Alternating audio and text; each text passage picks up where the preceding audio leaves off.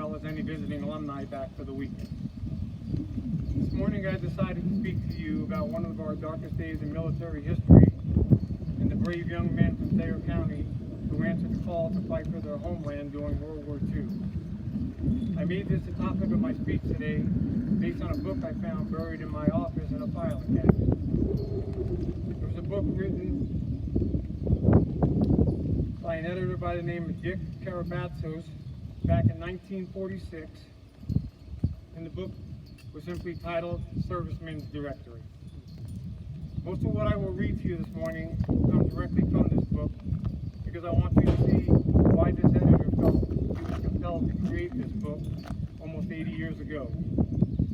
On December 7, 1941, when the Japanese Empire struck at Pearl Harbor and left a greater part of the American Navy ablaze in shambles, the warlords in Tokyo smiled and thought they had vanquished the Americans and our democracy, and that the war was over then and there.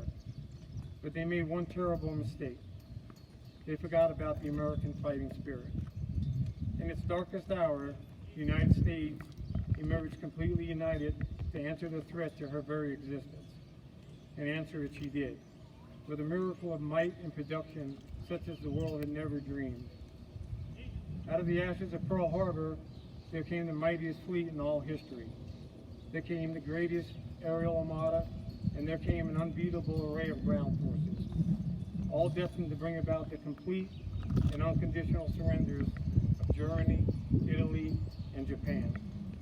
Now, to raise an army and navy of several millions and to send thousands of miles across the sea, to clothe, to feed, and to furnish munitions for a war, and an organization that set huge proportions on active duty across the broad Atlantic and the Pacific was no small task. Critics in this country as well as abroad predicted failure on the part of our democratic government to successfully manage this gigantic undertaking which lay before it. While the fascists, the Nazis, and the imperial warlords were jokingly referring to our declaration of war as a bluff and belittling the lightly trained soldiers of this country, America was solemnly laying her huge resources of men, money, and of munitions to her accomplishing the greatest feat in military history. Just as the colonies of the Revolutionary War had been aroused by Paul Revere and his perilous midnight ride, so America was awakened to the responsibilities of the world that lay before her. Millions of sturdy, red-blooded young men and noble and courageous young women responded to the nation's call, forming an endless stream of brave beginners to the active battlefront. Yes, America was awake to the situation. She'd realized that this was a people's war, a war for freedom and justice and self-government amongst all the nations of the world, a war to make the world safe for the people who lived upon it. With united cooperation and steadfast loyalty of everyone, this huge task progressed with incredible rapidity, despite the serious handicaps that were encountered on every side. Now America, with her allies, was ready to strike. With Rommel knocking at the back door of the Suez Canal, the primary step was twofold. First, to hold back the African ports till sufficient material, equipment, and men could arrive. Secondly, to launch a full-scale invasion of the continent of Africa in order to establish two fronts and split the forces of Rommel's army. After many months of bitter conflict, the combined forces of General Dwight D. Eisenhower and Sir Harold Alexander had accomplished their mission. Moving swiftly and unexpectedly, the island of Sicily was invaded. Then came Italy, and in a very short time the Italians had surrendered unconditionally to their allies. However, German troops fought on in Italy, and soon the Italian campaign became stalemated, with the American and British forces pinning down 29 German divisions. The task in Italy was accomplished. On June 6, 1944, the Allies invaded Hitler's fortress in Europe, and on May 8, 1945, after 11 months of bitter warfare, Nazi Germany surrendered to General Eisenhower, now Supreme Allied Commander, unconditionally making it 2 down and 1 to go. And finally, on August 14, 1945, the Japanese, having been left to die alone by our failing partners, signed the terms of unconditional surrender. The war had ended, and peace had come to the world for the first time in 14 years. Of this magnificent army, approximately 1,400 were in Thayer County, Nebraska. They left their homes, their loved ones, and all to fight side by side with their bleeding allies, and the cause was right. And they brought glory to Thayer County and to the nation. Our county soldiers who were represented in nearly every military center in the world, and our sailors who were in nearly every man of war in the American Navy, excelled in every test. And now those who returned home return with honors that only come to heroes. Our sorrow runs deep for the 49 young men who so bravely died for their country's sake, that freedom and justice might live as offset to a degree only by our admiration. While these courageous young men and women had responded so valiantly to the nation's call, those who had to remain at home were not wanting in their support. Thayer County met the demands placed upon her with a wholehearted spirit, giving of its best in the various activities of the American Red Cross, the USO, and many other organizations. Solicitors found it easy to respond to every section of the county, and every man, woman, and child considered it their privilege to give in support of these wonderful organizations, whose only aim was to comfort and to relieve suffering among our heroes on all fronts. I want to pause and go back to the start of my speech when I spoke at the bombing of Pearl Harbor. It was this act of cowardice that launched us into World War II. And back on March 21st of this year, we lost the last surviving sailor who was on the USS Arizona that morning on December 7th, 1941. His name was Charlie Dowd. There were 2,400 brave soldiers and seamen who died that morning, and 1,102 were aboard the USS Arizona and are entombed there today as their final resting place is aboard that sunken ship. Small bit of trivia, a lot of our Vietnam veterans today were just coming into the world on this day in history.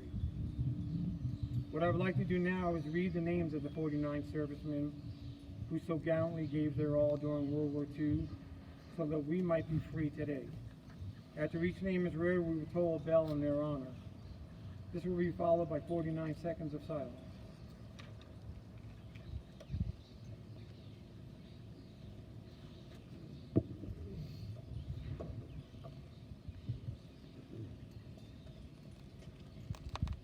Frederick Arntz, Davenport. Clarence Ash, Deschler. Patrick Bailey, Hebron. Bert Bailey Jr., Davenport. Dale Brandt, Davenport. Donald Kane, Alexandria. Maurice Clemens, Davenport. Levon Doreen, Hubble. Freeland Dunker, Hebron. Harlan Fintel, Byron. Rudolph Fisher, Byron. Lewis Fisher, Davenport. Arthur Gallion, Chester. James Grave, Carleton. Max Henderson, Carleton. Dwayne Hubert, Alexandria. Melvin Naiman, Gilead. Mary Knowlton, Belvedere. Edward Cosey, Hebron.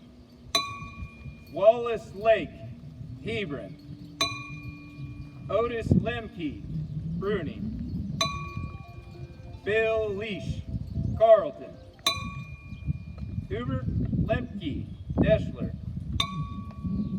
Lawrence Bayman, Bruni. Gilbert Maple, Hebron. Tyndall Marshall, Davenport. Tommy McGovern, Hebron. Wilfred Wiesler, Deschler.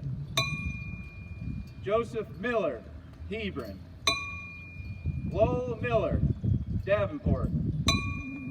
Richard Bueller, Deschler. Gerald Powell, Alexandria. Lester Powell, Alexandria. Clarence Rip, Hebron. Lester Schusel, Carleton. Eldred Seddon, Hebron. Norval Sims, Alexandria. Ben Stubert, Hebron. Anton Stouffer, Carleton. Rudolph Stouffer, Carleton. Kenneth Whale, Carleton. Theodore Wagner, Bruni. Vernon Welch, Hubble. Arnold Werner, Hebron.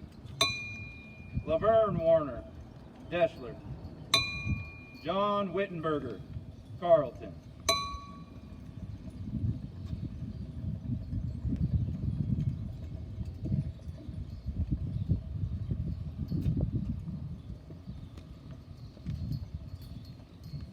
Thank you, Aaron. Ladies and gentlemen, would you please join me in 49 seconds of silence?